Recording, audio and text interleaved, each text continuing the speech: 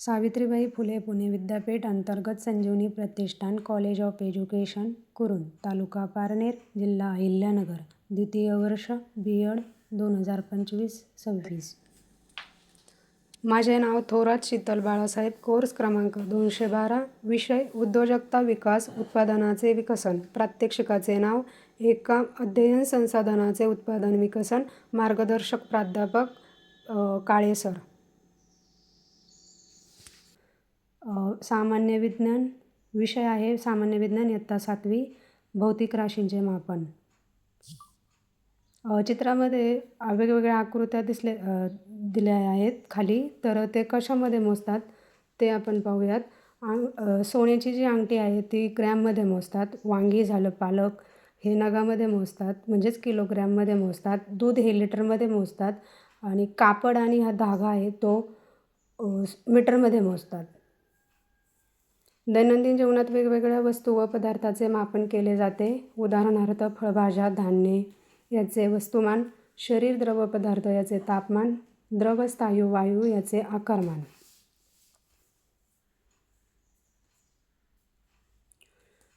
Value व एकक यांचा वापर करतात. उदाहरणार्थ स्वराली दररोज 2 किलोमीटर चालते. या उदाहरणामध्ये अंतर या भौतिक राशीचे परिणाम स्पष्ट करताना 2 हे अंतराचे मूल्य असून किलोमीटर हे अंतराचे एकक आहे. वस्तुमान मास. पदार्थातील द्रव्य संचयाला वस्तुमान म्हणतात. पदार्थात नैसर्गिकपणे स्थितीबद्दल विरोध करण्याची प्रवृत्ती असते, म्हणजेच जडत्व असते. वस्तुमान हे वस्तूच्या जडत्वाचे गुणात्मक माप आहे. वस्तुमान ही अदिश राशी आहे. जगात कुठेही गेले तरी ते बदलत नाही. मात्र वस्तुमान आणि वजन या 2 भिन्न राशी आहेत. वजन वेट.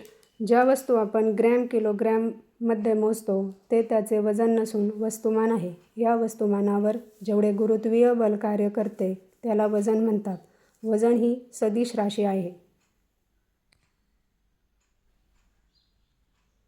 अदिश राशी. केवळ परिमाणांच्या साहाय्याने पूर्णपणे व्यक्त करता येणारी राशी म्हणजे अदिश राशी होय. उदाहरणार्थ लांबी, रुंदी, क्षेत्रफळ, वस्तुमान, तापमान, घनता, कालावधी, कार्य इत्यादी राशी व्यक्त करण्यासाठी केवळ परिमाणांचा म्हणजे मूल्य व एककाचा वापर होतो. सदिश राशी. परिमाण व दिशा यांच्या साहाय्याने पूर्णपणे व्यक्त करता येणारी राशी म्हणजे सदिश राशी होय. विस्थापन, वेग या सदिश राशी आहे.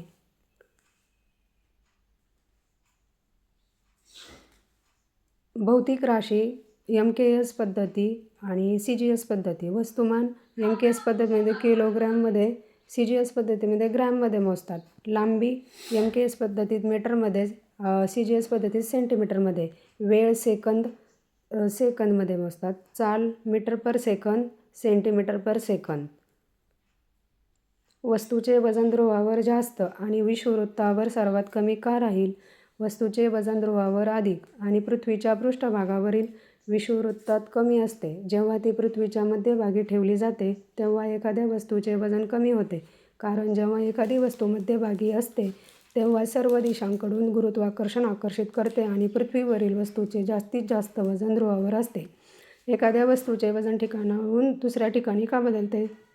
वजन हे स्थानानुसार बदलते कारण ते त्या ठिकाणाच्या गुरुत्वाकर्षणावर अवलंबून असते, तर वस्तुमान सर्वत्र स्थिर राहते. वस्तू ही एक अशी शक्ती आहे जी पृथ्वीवरील वस्तूवरील गुरुत्वाकर्षणाच्या बळावर निश्चित होते. विश्वात तुम्ही कुठे आहात? मोजमाप करत असताना एकाच एककाचा वापर करता येईल का? दैनंदिन व्यवहारात आपण वेगवेगळ्या भौतिक राशीचे मोजमाप करत असतो. भौतिक राशी या एकमेकांपासून भिन्न असल्याने प्रत्येक राशीचे मोजमाप करण्यासाठी विशिष्ट एकक वापरले जाते.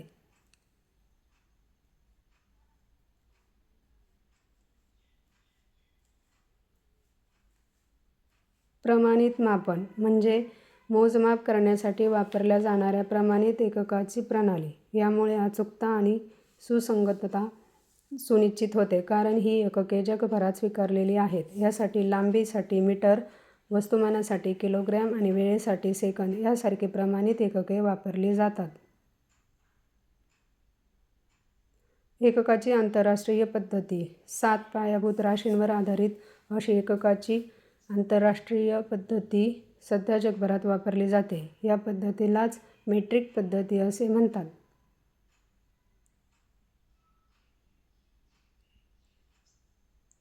पायाभूत राशी अनेक राशींपैकी काही राशी निवडून त्यांचे प्रमाण ठरवले तरी ते पुरेसे आहे. वरील उदाहरणावरून तुमच्या लक्षात येईल की लांबी व काळ या राशीचे प्रमाण ठरवणे योग्य ठरेल.